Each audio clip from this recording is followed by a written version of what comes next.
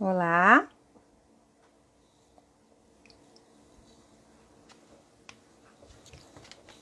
Olá, gente.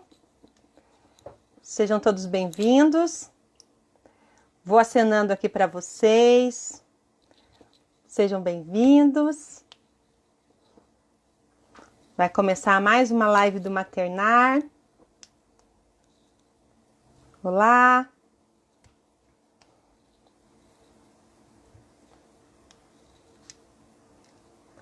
Estão me ouvindo bem? Esses momentinhos iniciais servem para a gente ajustar o som. Estão me ouvindo? Tudo certo?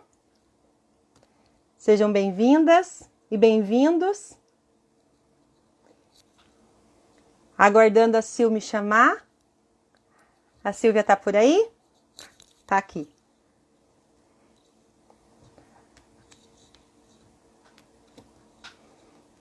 Vamos falar mais um pouquinho desse assunto tão esperado, que é o desfraude. Tô chamando.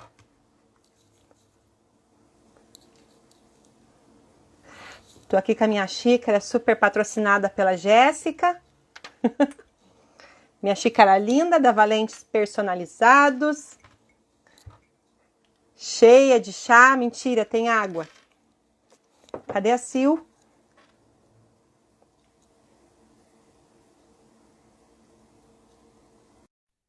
Convite?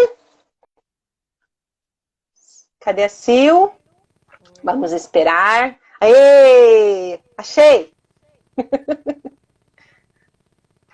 Devidamente uniformizadas hoje. Sim. Lindas de maternar. Boa tarde. Tá me ouvindo, Sil?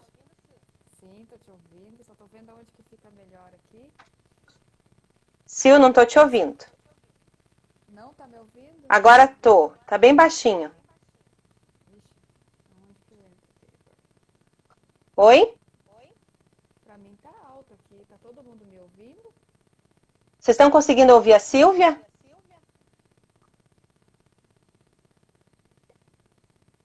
Fala aí, Sil, pra gente ver se dá certo. Boa tarde, pessoal. Deixa eu mexer aqui. A Silvia tá bem baixinha. Peraí, só um pouquinho. Tá mais alto? Não? Aí. Melhorou? Não? Fala, Sil, pra gente ver. Oi, pessoal. Boa tarde. Tá muito baixo ainda? Tá muito baixo, aham? Será que se eu tirar o fone fica mais alto? Vamos ver. Vamos ver. Vai. Opa! Acho que era alguma coisa com o fone, né? Acho que sim. Melhorou, gente? Vamos ver se melhorou. Vai falando aí, Sil, pra ver se tá tudo certo. Deixa eu tentar pegar outro fone, só um minutinho. Então tá, enquanto isso, enquanto a Sil pega o fone, sejam todas bem-vindas e bem-vindos. Nós estamos aqui mais uma vez falando sobre esse assunto tão especial, tão esperado por todas nós, que é o desfraude, segunda parte. Nós falamos a semana passada a respeito de toda a estrutura, né, tanto neurológica quanto psicológica do desfraude. E hoje nós vamos falar então das consequências do desfraude para as nossas crianças, aquele desfraude que não é conduzido pela criança, aquele desfraude que não tem o viés de ser gentil, e como isso pode afetar, então, a vida adulta, né? E também o adolescente, também a criança que, entre aspas, já desfraudou e acaba novamente retornando a enurese, a ecuprese. A gente vai falar, então, um pouco dessa consequência. Mas antes disso, vou falar um pouco, então, desse grupo Só lindo. vamos testar, que é... Elaine. Oi, tá ótimo. Tá bem bom o som. Tá bom agora? Tá bom. Então, beleza. Tá? Vou falar do maternar. O maternar, então, ele é uma extensão do Gesta Cascavel. O Gesta Cascavel que visa a humanização do nascimento. Então, a gente buscava a humanização não só do nascimento, mas essa extensão que é a humanização da criação. E é por isso, então, que o maternar está aí visando, então a nossa visão é essa, é a humanizar essa criança, humanizar, entender todas as fases de desenvolvimento dessa criança, através da criação com apego, da cama compartilhada, da amamentação prolongada, da neurocompatibilidade, que é o que nada mais é do que entender que as crianças passam por várias fases de desenvolvimento e que tudo é muito natural, né? Tudo tem que ser muito tranquilo para essa criança, para que a gente possa criar pessoas de coração aberto, pessoas emocionalmente saudáveis para esse futuro aí, tá? E se você que está assistindo essa live ainda não conhece o Maternar Cascavel, nos siga nas redes sociais, tanto no Facebook quanto no Instagram. Nós teremos prazer em acolher vocês, porque esse grupo realmente é de acolhimento, é de amor, é de passar aquilo que realmente importa, que é a criação com amor, com respeito para as nossas crianças. Tá bom? Nós temos, então, o grupo de leitura, que diariamente passamos artigos, textos interessantes para vocês estarem aí sempre apoiadas nessa cultura da criação com apego, dessa disciplina positiva que a gente tanto prega, e entenderem um pouquinho qual que é a visão do maternar. Ok? Sintam-se bem-vindas. Vamos lá, então. Eu sou Elaine Barros Veronese, sou psicóloga, e hoje converso mais uma vez com essa minha amiga super aí, fisioterapeuta, microfisioterapeuta, terapeuta de todas nós, diariamente. E hoje a Sil vai falar aí desses percalços, né, Sil? Que acontecem aí com as nossas crianças, com os nossos jovens, nossos adultos, tudo por conta de um desfraude abrupto, não é? Exato. Então, eu nunca olhei nos meus pacientes para o desfraude até eu passar pelo desfraude da Manu, né? Então, quando eu comecei a entender o quanto um desfraude mal sucedido vai afetar essa criança, pode afetar ela na vida dela, foi quando eu comecei a estudar o desfraude, né? Então, para mim, hoje não faz mais sentido fazer uma consulta e não perguntar para essa pessoa, dependendo do conflito que ela traz para mim, como é que foi o desfraude dela, né? E quando a gente pergunta para a mãe da gente, a gente fala assim, mãe, como que foi meu desfraude? Ah, foi tudo bem, foi tranquilo. Tranquilo como, né? Ah, foi tranquilo, tirei tua fralda, aproveitei que era verão, deixava você só de calcinha pela casa, vazou um xixi, dois, você fez xixi na cama por um tempo, mas foi tudo bem. Chegou um momento que você parou de fazer. Não é normal a criança fazer o escape quando ela é desfraldada no tempo dela, né? E o escape acaba trazendo para a criança o constrangimento, a sensação de que ela falhou, que ela não deu conta, que ela ainda está inadequada, que ela é incapaz, que ela não consegue, porque ela acaba se frustrando por ter o escape. Por mais que a gente não brigue com ela, que a gente leve ele de uma forma mais leve. A maioria dos pais, quando a criança tem o desfraude, ainda punem essa criança por ter tido desfraude. Então, choveu na cama, aconteceu um escape, você vai secar, você vai constrange mais ainda essa criança. Então, isso vai trazendo para essa criança algumas sequelas que a gente leva no decorrer da vida da gente, relacionados com os esfíncteres, com o controle, com excesso de controle, com excesso de medo de falhar, né? Medo de errar, medo de não dar conta, né? Então, às vezes, a gente tem um problema adulta que a gente não associa isso, né? Mas é um dos momentos que a gente mais obriga a criança a ter um controle que ela não tem. A gente não obriga uma criança a andar, a gente não obriga uma criança a sentar, a gente põe ela sentada, ela tomba, a gente não vai lá e briga com ela para ela ficar sentada. E no desfraude a gente obriga, né? Ela não está pronta do ponto de vista neurológico e a gente obriga ela a estar pronta, né? E ainda a gente constrange ela por ela não estar, né? O que isso traz? Essa resposta que eu falei para vocês, então, de excesso de controle. Se eu sou adestrada, então, por exemplo, se alguém chega para mim e fala assim, Silvia, você tem que ficar 24 horas acordada, porque vai acontecer tal coisa e eu não quero que você durma porque você tem que estar alerta. Eu vou acionar no meu cérebro junto com o hormônio cortisol, que minha suprarrenal produz, junto com um monte de outros hormônios para me manter alerta, uma região que a gente se prepara para luta e fuga. Eu não relaxo, eu não posso relaxar. Se eu relaxar, eu vou falhar nessa missão que foi dada para mim. E essa criança leva essa resposta enquanto ela vai dormir, essa criança leva essa resposta durante o dia, e daí o que acontece? Às vezes a criança vai dormir, a hora que ela entra no sono profundo, gostoso, tem o escape. Aí ela começa a não dormir direito, né? Porque se eu dormir, vai escapar. Se eu dormir, vai acontecer alguma coisa. Então, a gente acha que a criança aprendeu, mas foi à custa de muita cortisol, que é o hormônio do estresse, tá? De acionar uma região do cérebro que a criança não precisa acionar naquele momento, tá? Que deveria ser reservado só para momentos de verdade, onde ela precisa se proteger, tá? Essa convenção de que se desfralda uma criança aos 2 anos de idade vem de um monte de teorias de ter que lavar fralda, de fralda ser cara, como a gente conversou semana passada, né, Elaine? Da parte dos nossos pais que talvez não tinham tanto dinheiro dos avós lá para comprar fralda ou comprar sei lá quantas fraldas por semana para poder lavar, né? Não tinham máquina de lavar, né? Então, com 2 anos ela já entende, já dá para começar a usar o vaso, vamos tirar. Não existe uma explicação lógica para tirar a fralda de uma criança aos 2 anos de idade, ou antes disso ainda, tá?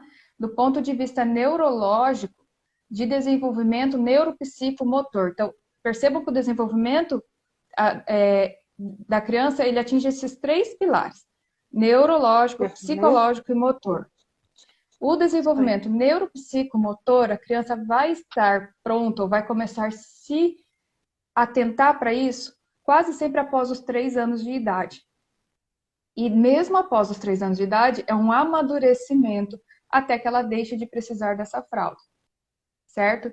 E a gente pega e adianta esse start em mais de 1 ano. E a gente quer que eles deem conta, né? Você quer falar alguma coisa, Elaine? Eu tô aqui pensando em mim, né? Porque, como eu dividi com vocês a semana passada, né? Eu fui desfraldada com 1 ano e meio. E para minha mãe é um orgulho ter desfraldado eu e minhas irmãs com 1 ano e meio. Né? E você falando hoje, assim, das consequências, a gente passa um filme na cabeça da gente, porque a gente quer fazer diferente daquilo que foi feito com a gente.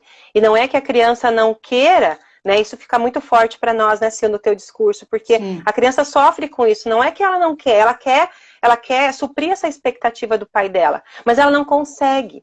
Ela quer, então assim, ela se estressa tanto, ela se esforça tanto para poder suprir essa expectativa, para não desapontar, para não decepcionar essa mãe e esse pai. Você imagina o sofrimento dessa criança, né? Imagine o quanto que ela se desgasta internamente, psicologicamente, emocionalmente, para dar conta desse recado, dessa expectativa que jogam para ela. Sim. Uma criança de 2 anos, uma criança de 1 ano e meio.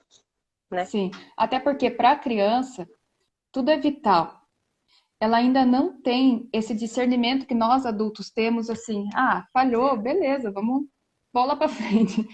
Para ela, eu falhei, eu machuquei a minha mãe, eu decepcionei a pessoa que eu mais amo na vida, o meu pai, a minha avó. Geralmente são pessoas que essa criança tem como ídolos, né? É isso. Então, a criança, ela pega e fala assim, puxa, eu não supro com as expectativas dos meus pais, né? Olha, como eles esperam de mim isso e eu não estou conseguindo fazer.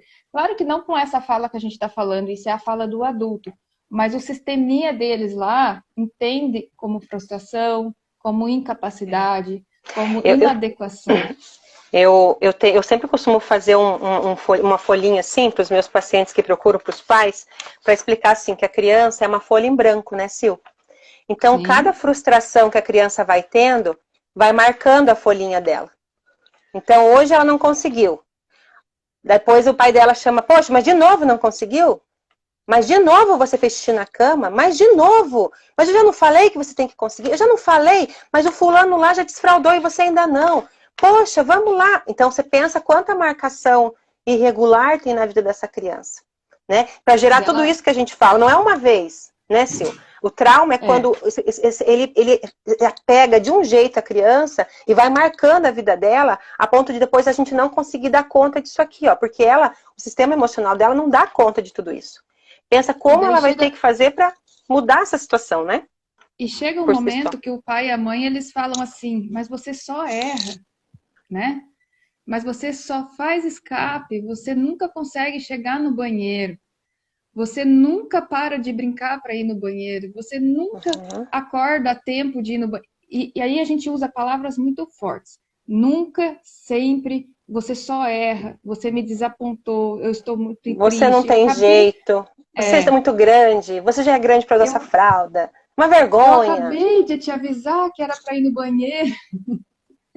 Entende? Então, assim, o poder do discurso materno e paterno, tô vendo que tem pais aqui também, é muito forte para a criança, tá? Mas, Silvia, então vamos para o que isso vai acarretar para essa criança na vida adulta, tá? Basicamente, de problemas em linhas gerais, que eu já atendi em consultório, que eu já vi. Enxaqueca. Mas por que enxaqueca, né? A enxaqueca, ela vem desse excesso de controle. Quem aqui é adulto que tem enxaqueca hoje?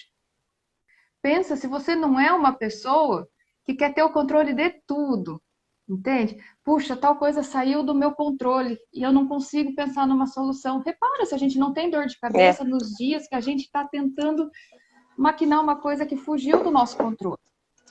Aí eu atendo uma criança com 10 anos já tomando remédio para ansiedade por causa da enxaqueca. Olha o tamanho do problema. A enxaqueca uma bola não de é neve. Ansiedade.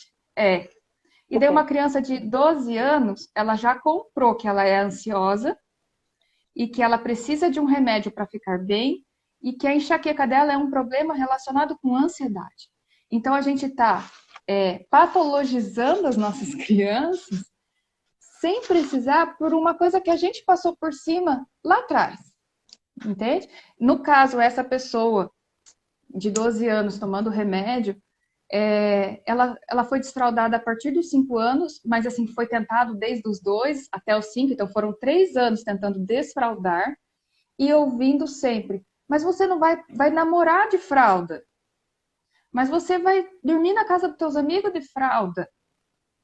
Então, pensa o tanto de vergonha que essa pessoa se imaginou passando e o quanto ela se cobrou para que ela não chegasse na idade de 15 anos, 16, 17, quando ela fosse namorar, usando uma fralda. Entende? E daí, aí foi só uma questão, enxaqueca. Quantas mulheres a gente conhece? Esse é um assunto que, como a gente tem grupos de mulheres, a gente acaba falando volta e meia, orgasmo. Não tem orgasmo.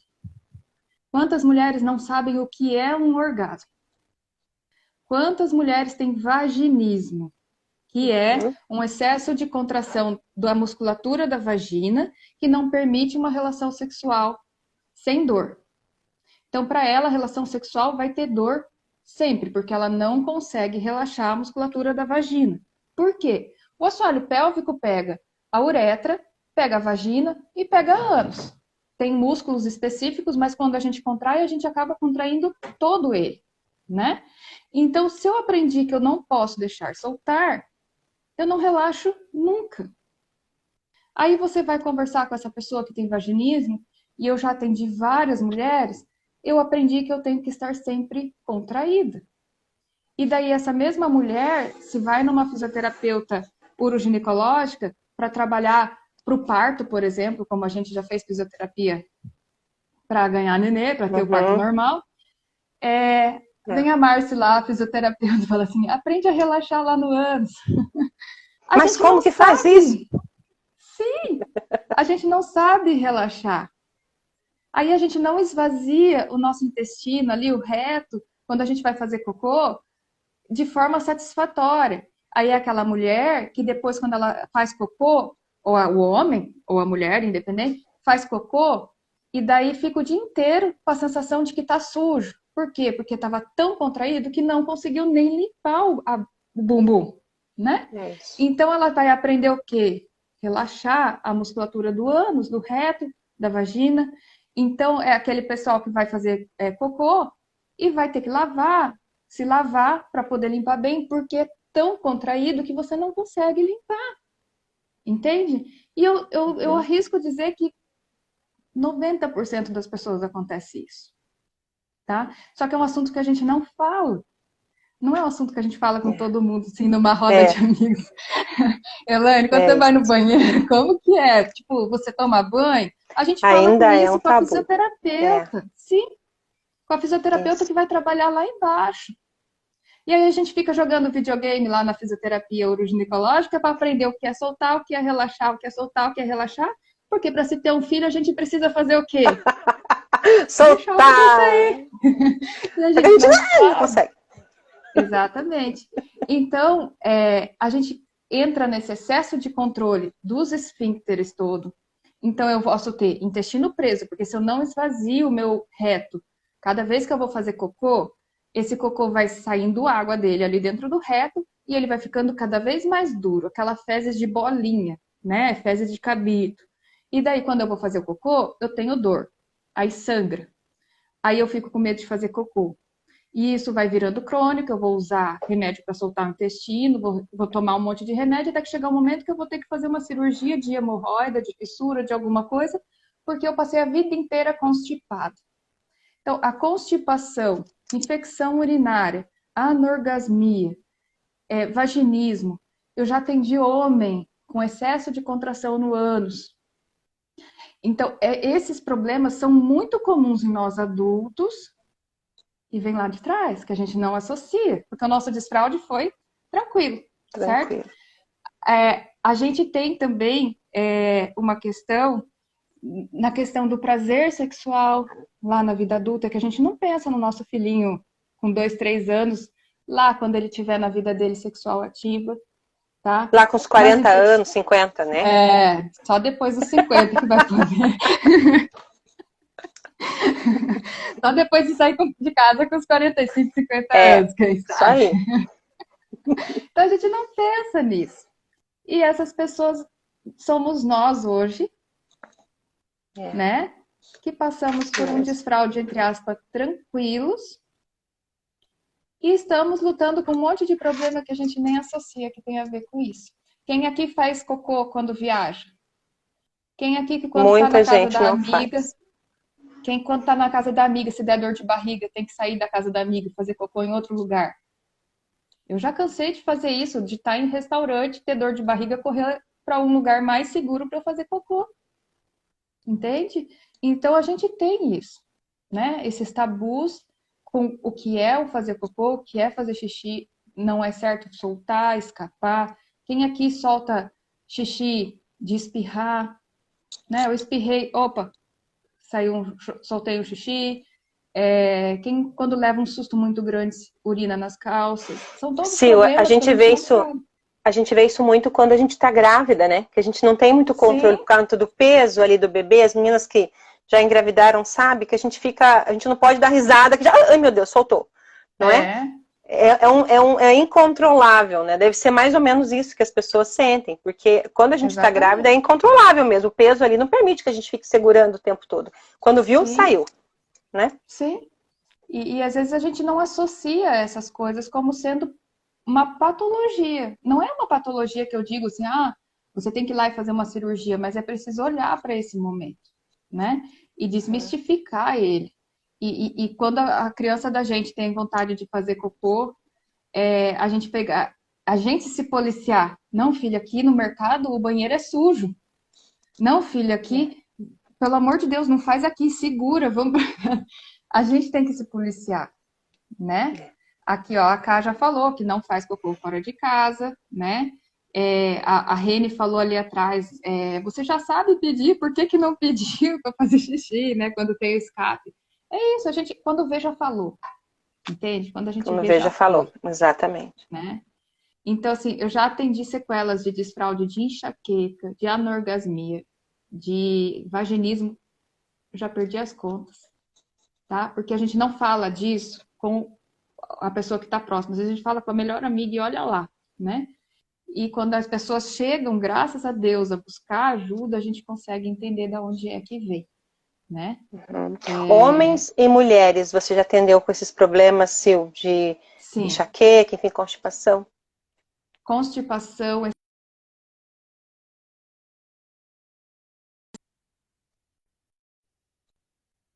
mesmo tomando remédio, deu uma travadinha na Elaine lá, voltou.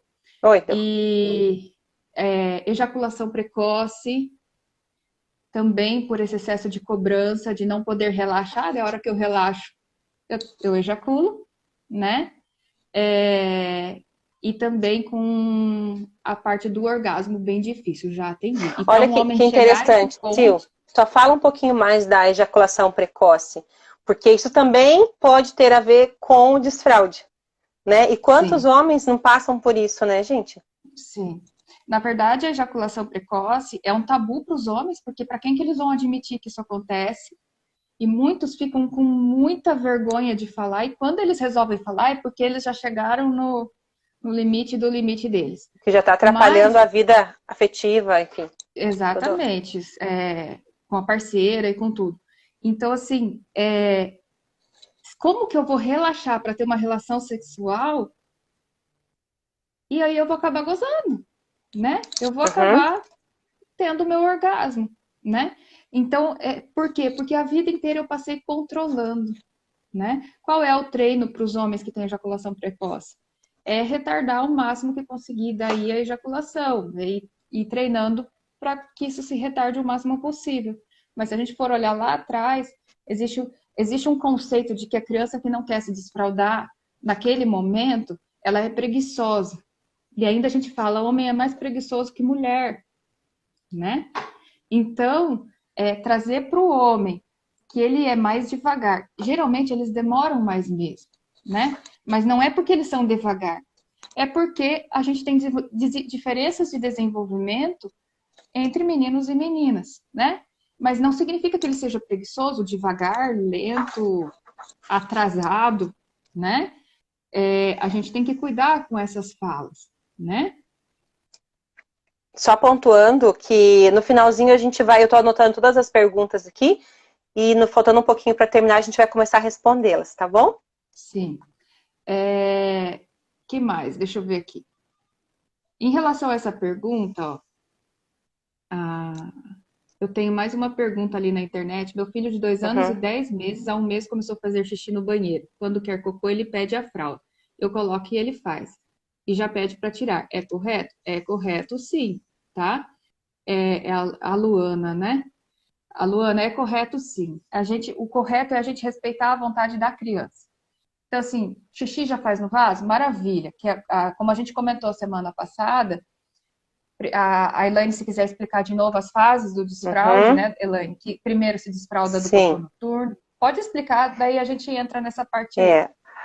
Assim, ó, 2 anos e 10 meses, né? A gente olha, eu vou repetir essa parte porque realmente ela é meio assustadora de você ouvir, mas por conta dessa cultura que a gente tem de desfraude de nossas crianças de 1 ano e meio a 2 anos.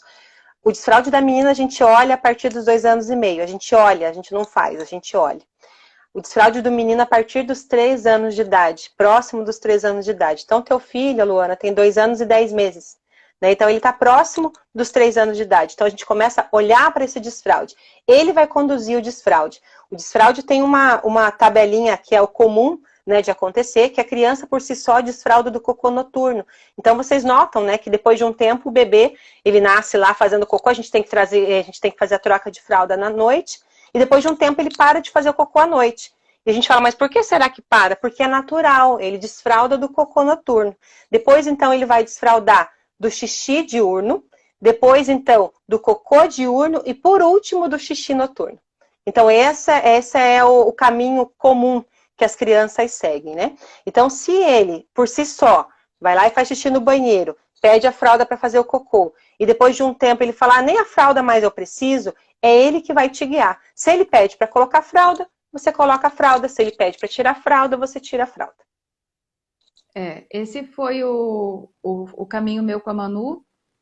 A gente tentou desfraldar ela aos 2 anos por pressão mais da escola, né?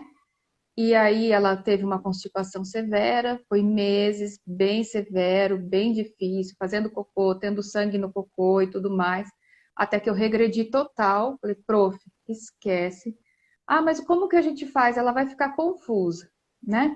Não. Se ela pedir, se ela tá vendo as coleguinhas indo na escola, tem aquele vasinho de criança, né? Aquela patentinha pequenininha, né, na escola.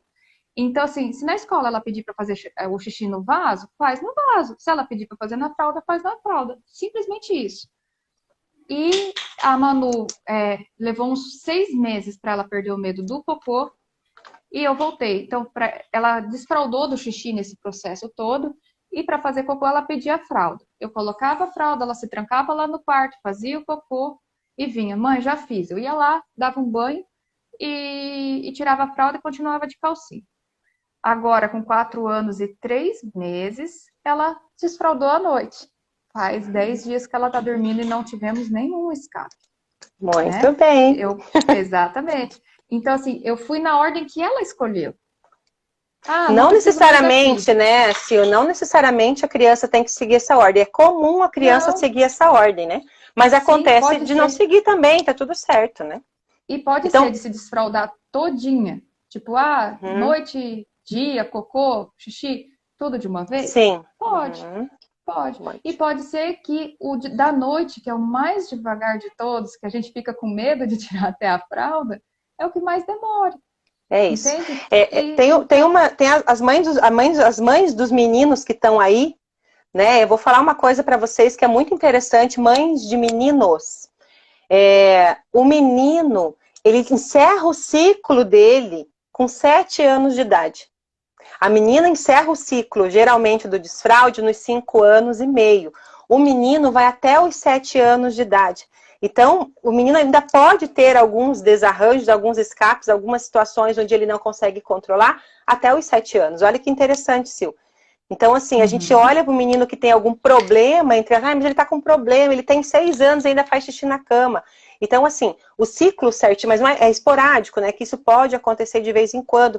Mas então o ciclo do menino se encerra aos 7 anos. Né? Da menina se encerra um pouco mais cedo, mas o menino a gente pode dizer que está realmente desfraldado com 7 anos de idade. Então, com 3 anos e meio, 4 anos, 5 anos, aconteceu alguma situação quando é um menino, também menina, né? Mas eu digo do menino por 6, 7 anos. Então, a gente fala que é comum, né, isso acontecer, porque ainda não encerrou todo o ciclo do desfraude. Sim. Teve uma outra pergunta, ó. Minha filha tem 5 anos, ela ainda usa fralda à noite, tem semanas que ela não faz xixi e tem semanas que ela faz xixi todos os dias. É normal? É normal. Quando que eu vou tirar a fralda da noite? Quando não tiver mais xixi à noite. É isso. Como que eu vou saber? Quando você perceber que você não lembra mais quando foi a última vez que ela fez xixi à noite. Puxa, é isso aí. Simples assim. Não tem. Isso aí. É normal. 5 anos, tem noite que ela segura, tem noite que ela não segura. Ela tá aprendendo. Né? O corpo dela tá entendendo o processo. Só antes da gente responder a próxima pergunta, deixa eu só colocar uma situação aqui bem importante, que você falou várias questões a respeito da situação, da questão mesmo fisiológica, né? E extremamente importante, porque é o que a gente muitas vezes enxerga, né, Sil? Estou com dor de cabeça, estou com vaginismo, ou não com esse nome necessariamente, mas a gente percebe que tem alguma coisa errada. Mas tem uma coisa que eu quero falar para vocês, que muitas vezes ela tá obscura e que a gente não consegue entender o porquê dos porquês. A vergonha, ela é uma emoção aprendida. A vergonha não nasce com o ser humano. A vergonha vai se desenvolver com o ser humano quando ele atinge mais ou menos os 2 a 3 anos de idade. E automaticamente é a hora onde a gente começa a olhar para o desfraude. Então, dá na trave ali, né? A criação da vergonha com o desfraude.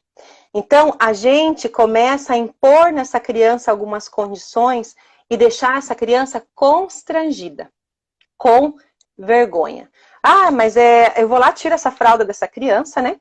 E no momento de irritação, porque eu mesmo fiz o desfraude, então assim, eu coloquei uma coisa que para eu lembrar de falar para vocês que eu vou ter que ler. Olha só, eu achei bem legal essa frase aqui. Quanto mais cedo você treinar uma criança, mais vai perdurar a sua responsabilidade de monitorar essa criança, relembrando-a de ir ao banheiro a cada hora. E não é nem perguntar se ela quer, porque obviamente ela vai dizer que não. Mas você vai ter que monitorar e dizer que é a hora de ir ao banheiro. Olha que forte isso. Porque a tua responsabilidade é de tirar... Você tirou a fralda por tua responsabilidade, então cabe a você lembrar essa criança o tempo todo que ela tem que ir ao banheiro. Então, nós pais, a gente fala muitas coisas, como você falou no começo, né, Sil? Muitas vezes sem querer, porque assim, a gente tá no estresse, a gente tá ali naquele olho do furacão, e assim, aquela criança não para de ter escape, suja o meu tapete, suja o sofá, faz escape no banheiro, faz escape no mercado, na rua, na casa da avó, todo mundo te cobrando. Então, assim, automaticamente, o que que é? No momento de fúria, você acaba falando, mas de novo? Você não tem vergonha? Fralda é para criança. Até quando você vai ficar com isso, menina? Onde já se viu?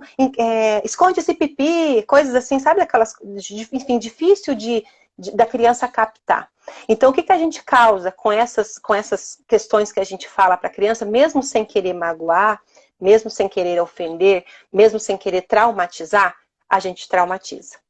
E lá na adolescência, lá na pré-adolescência, começam a aparecer algumas coisas que a gente tem que enumerar como sendo questões a se trabalhar, questões psicológicas a serem trabalhadas, né?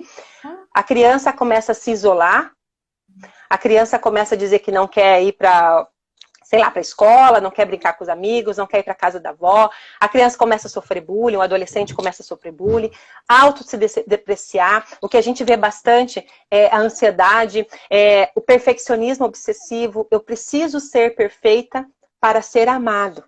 E olha que mensagem mais forte, né? Porque se eu não for perfeita, se eu não fizer, se eu não suprir a necessidade, a expectativa que as pessoas têm de mim, eu não serei amado. Então, a pessoa começa a ficar perfeccionista demais, obsessiva. Não vai ter, muitas vezes, enxaqueca, não vai ter problemas de disfunções sexuais, mas uma pessoa ansiosa, uma pessoa irritada, uma pessoa que não tem paciência para nada, uma pessoa que não gosta muito de conviver com outras pessoas, pessoa muito perfeccionista, como eu disse. Então, são questões que muitas vezes a gente acaba não ligando com o desfraude, mas quando a gente faz a anamnese na clínica, eu pergunto desde quando a pessoa era um espermatozoide, mais ou menos, para a gente entender o quê? Entender em que momento da vida dessa criança que fizeram a marcação com ela.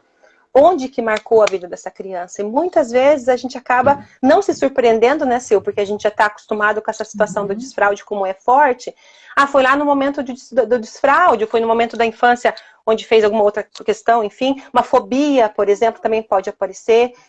Então, como é importante a gente esperar, sim, o tempo da criança, não só por conta da criança em si também, mas para evitar o nosso próprio estresse e a gente despejar isso na criança sem ser a nossa intenção, mas que isso vai, sim, ocasionar nessa criança problemas inúmeros, não só de cunho fisiológico, mas principalmente, especialmente aqui que eu estou para falar, da questão psicológica, da questão emocional, que é tão forte para essa criança, né?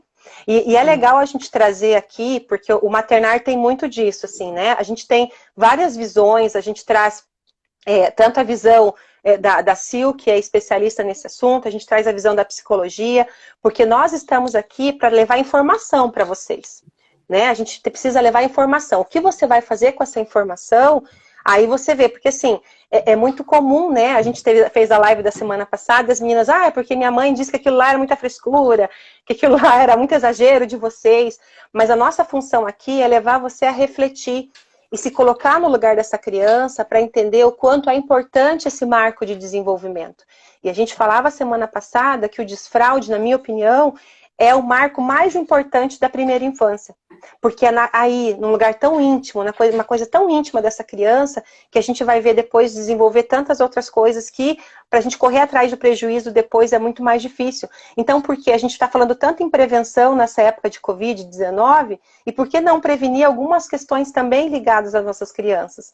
Né? Vamos aprender a prevenir, porque depois vou encaminhar em terapias, porque também já é mais uma outra frustração para essa criança, porque eu tenho um problema, então por isso minha mãe não para de me levar no médico, não para de me levar em terapeuta, porque eu tenho um problema. Então é muito mais fácil a gente prevenir os problemas, lidando então com sabedoria, do que depois a gente ter que remediar algumas coisas que podem acontecer depois. Então nossa função aqui é levar informação para vocês, para que depois vocês possam decidir e escolher com todas essas informações aí, o leque de informações, e decidir o que cabe então para a sua família.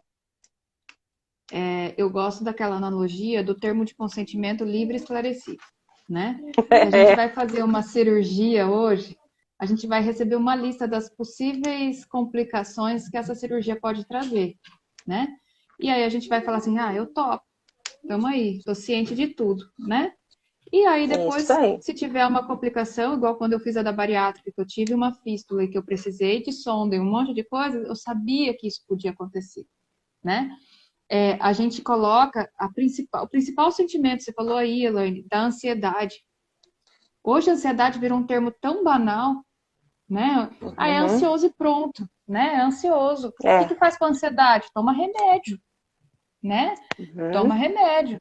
Então, assim, o que eu mais tenho recebido no consultório de 100 crianças, 97 é ansiedade. Porque a gente quer apressar as crianças em tudo.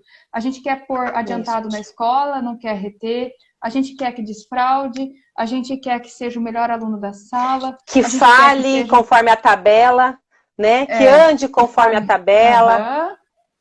E tudo. A gente quer que essa criança se enquadre numa caixinha que nem a gente se enquadra, né?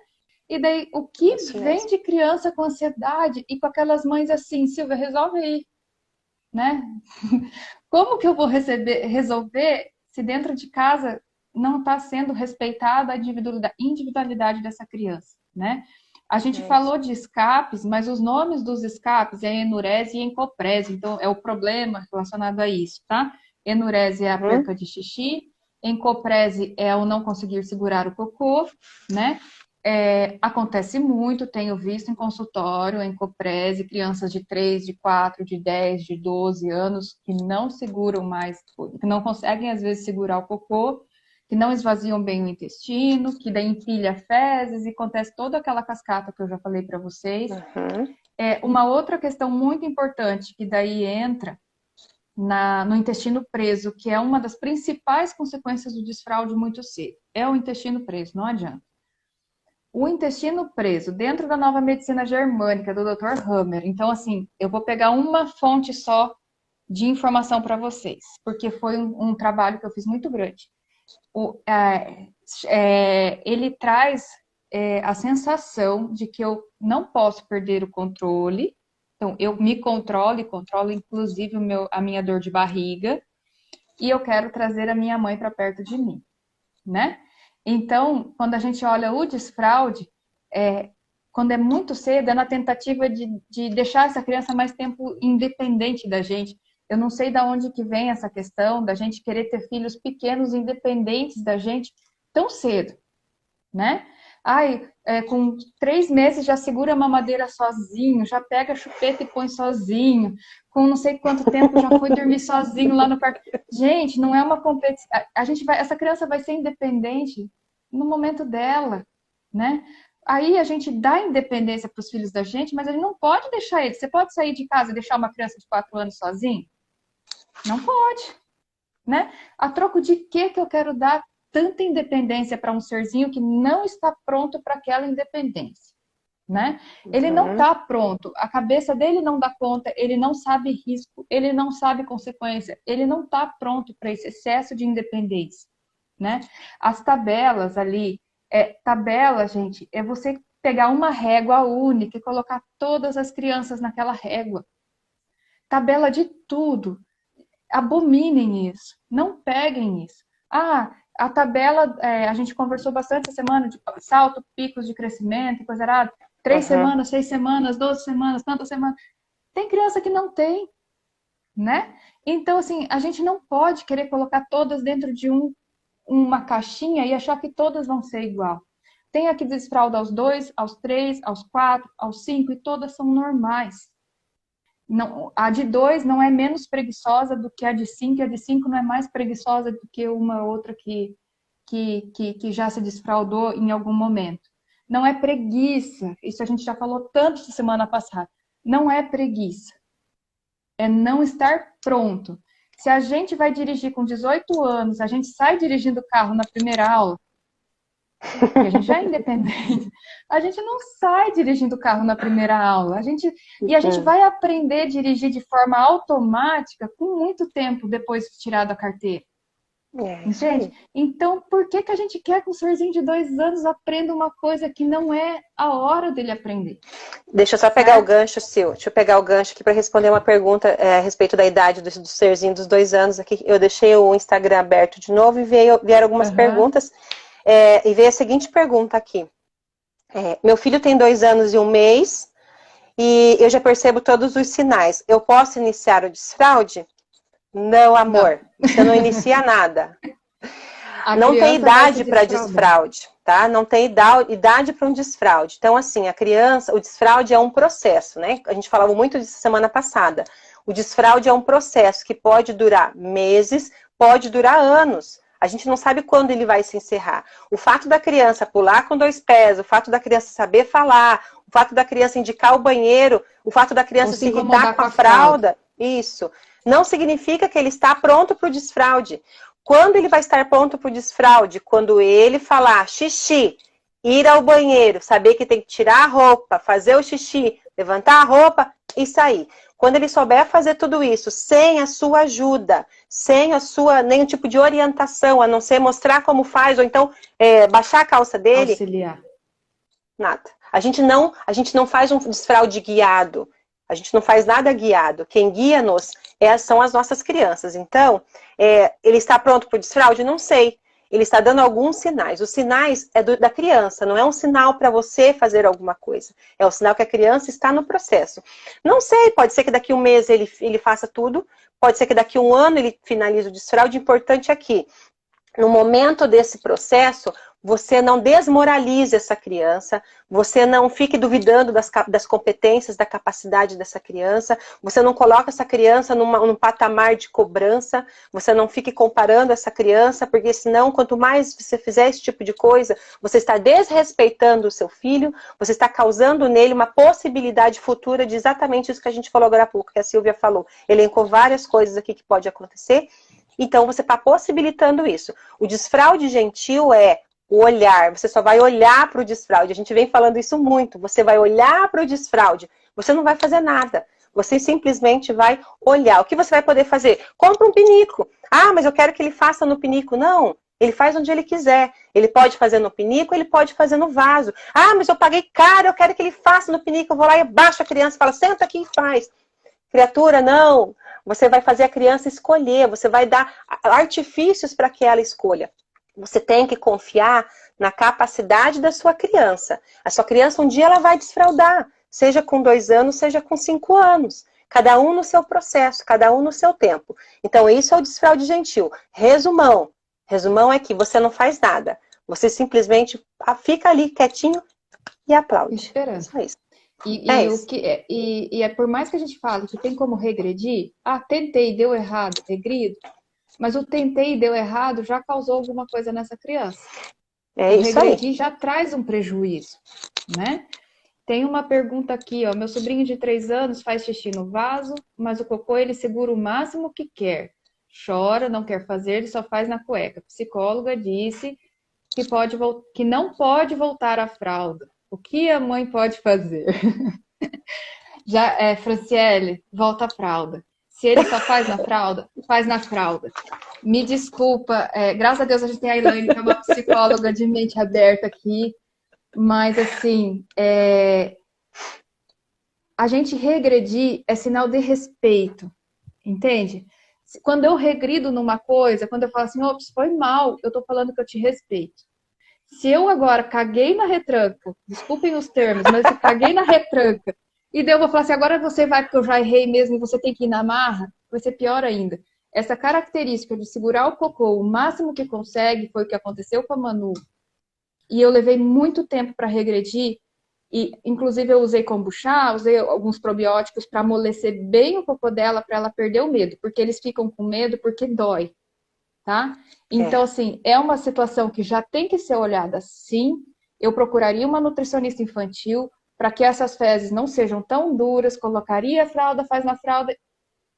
Não tem conversa, tá? Regride. É isso. Não tem. Deixa eu só explicar uma coisa antes que as psicólogas caiam matando em mim. Você falou mal da gente, não é isso? Gente, cada psicóloga segue uma linha.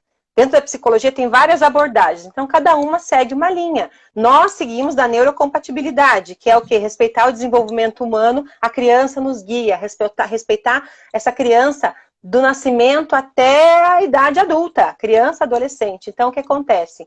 Não pode regredir, como tem psicólogas que falam, não pode dormir na mesma cama, não pode beijar na boca do pai. Enfim, eu penso diferente, que bom.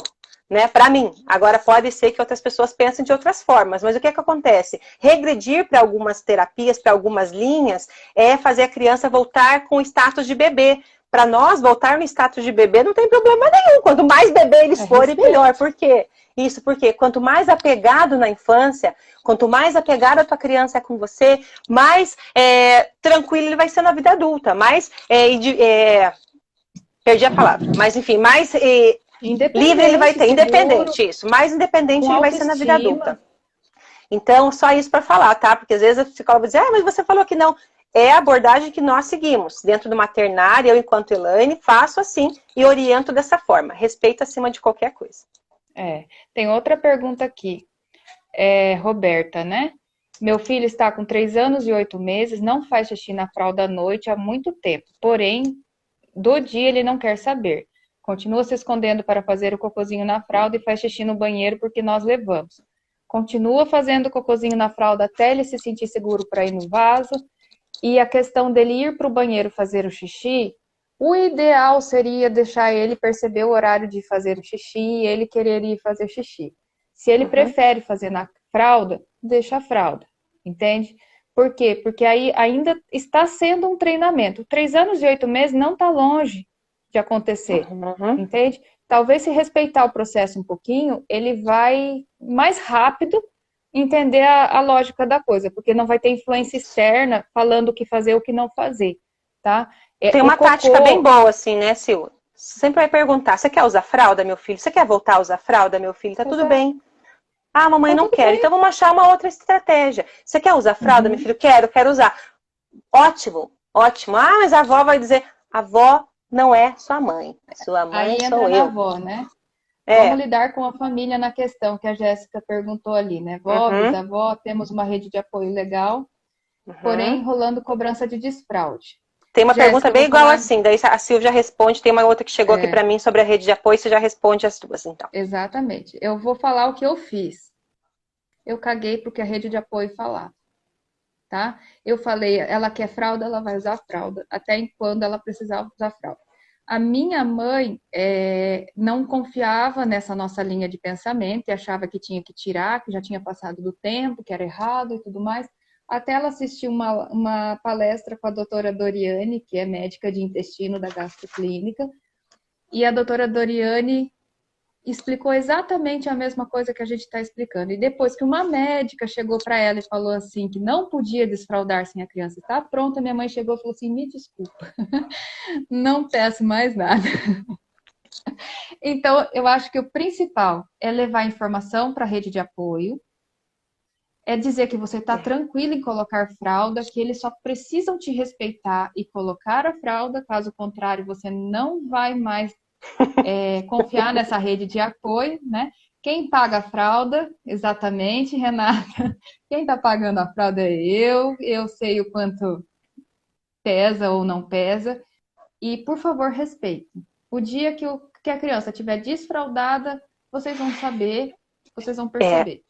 E também é muito fácil envergonhar a criança, né? A gente às vezes tem esse pensamento de não envergonhar, a gente fala enquanto mãe, né? Naquele momento do estresse, assim, a gente fala, não, eu vou me controlar porque as meninas falaram, porque eu li em tal coisa que não posso envergonhar. Mas as nossas mães, as nossas avós, elas não têm o nosso conhecimento, né? Então, muitas vezes elas usam disso. Elas falam, nossa, mas essa fralda, que coisa feia. Então, nós vamos trabalhando a nossa criança, porque muitas vezes fica muito mais difícil a gente trabalhar o adulto. Então, a gente trabalha quem? A gente trabalha a criança, filha. A gente vai lá na vovó, mas ela vai falar da tua fralda. Então, a gente fala assim pra vovó, vovó, eu amo a minha fraldinha. E tudo bem, a gente vai falar pra criança, tá tudo bem se a vovó falar, porque muitas vezes é mais fácil a gente trabalhar a criança do que trabalhar o adulto. A gente tem que fortalecer a criança. Quando a gente fortalece essa criança, não importa quem fale, não importa o que fale, essa criança vai estar fortalecida por quê? Porque eu tenho apoio. Apoio de quem? Apoio das pessoas que eu mais amo nessa vida. minha mãe, meu pai, minha irmã, que seja minha professora, minha avó, não sei. Mas a criança tem que estar fortalecida. É isso que eu digo, autoestima desde sempre. Tem uma outra pergunta aqui, Jaqueline. Meu filho, eu desfraudei com quase 4 anos e às vezes tem uns escapes. Jaqueline, a resposta está na sua frase. Ele foi desfraudado, né? Então, é a mesma coisa que a gente, como foi imposto e ele não deu conta, agora seria respeitar, tá? Então, assim, aconteceu o escape, se perguntar talvez para ele se ele quer de novo a fralda, se ele aceita de novo a fralda pela questão do desfraude, ou simplesmente não ligar para o escape, tá? E até perceber, Escapou. às vezes, Sil, até perceber assim, se existe algum momento que isso acontece, porque às vezes pode acontecer o quê? O nascimento de um irmãozinho mais novo, alguém foi embora, alguém da família faleceu, alguém da família, ou até esse distanciamento, esse isolamento social que a gente está vivendo. Em que momento esse escape está acontecendo? Né? Porque pode ser momentâneo ou pode ser alguma coisa já mais que precisa de um auxílio terapêutico. Né? Então pode acontecer que também, se for muito constante na escola, em casa, tanto tempo, talvez precisa de um tratamento psicológico aí. A criança está querendo demarcar um território, né? Isso do meu ponto de vista, né? Quando existe o desfraude, há uma demarcação de território. Então, eu teria que olhar o porquê que a criança está se sentindo com esse território tão ameaçado assim, a ponto de ter tantos escapes, tá? A Rene falou ali, a gente está adultizando as crianças. Sim. Hoje tudo vai a favor da adultização e de um excesso de independência que a gente está dando sem estarem preparados. Eu não conseguiria dirigir um carro com 10 anos de idade, não teria maturidade para dirigir o carro com 10 anos de idade, e não arcaria com as consequências de bater esse carro com 10 anos de idade. Então, por que a gente, em algumas coisas, respeita a faixa etária e em outras não? A gente tem 3 minutinhos de live, é capaz que caia um pouquinho antes, né? Deixa só, eu tenho uma pergunta aqui rapidinho para você, Sil. Se a micro trata vaginismo? Trata. O vaginismo a gente pode tratar com a micro, dependendo do que for. Eu uso também algumas ferramentas da constelação. Os casos que eu tratei foram tão lindos, pena que eu não posso expor as pessoas no sentido de quem são, mas assim, das pessoas me ligarem depois e falarem assim, eu queria que você sentisse o que eu estou sentindo de poder ter tido uma relação sexual sem dor. Então, para mim, isso trata assim. Não garanto que com uma sessão só, não posso prometer, mas trata assim. Tá bom? Outra pergunta, então. Quais são os sinais de desfraude? São vários os sinais de desfraude, tá? Pular com os 2 pés, falar, verbalizar que está com vontade, a criança entender qual é o processo, que tem que ir ao banheiro, abaixar a fralda, entender para que serve o pinico, entender para que serve o vaso, entender que ele sente uma vontadezinha, a vontade de fazer xixi, avisar que está fazendo, ou que fez, ou que vai fazer, tá? Mas voltando a dizer, os sinais de desfraude é da criança. Por mais que a criança esteja dando sinais, você não faz absolutamente nada. Você fica lá só olhando. Então, assim, esse é o desfraude sentiu. O que eu percebi na Manu. Ai, xixi. Agora há pouco, não sei se vocês perceberam a interferência dela aqui. Ela veio aqui pra mim. Tá acabando. Xixi. Um minuto. Vai lá, meu amor, faz xixi. Foi lá, gente, xixi, vem me ajudar. Beijo. Então, assim, gente, a criança se desfralda. Essa a mensagem que a gente quer falar. Não tentem fazer nada que vocês não vão estragar. É isso aí. Um beijo para todo mundo. Muito obrigada. Continue com o Maternar aí, que sempre tem muita informação bacana para vocês. Muito obrigada por tudo. E se tiverem mais perguntas, a gente responde lá no grupo.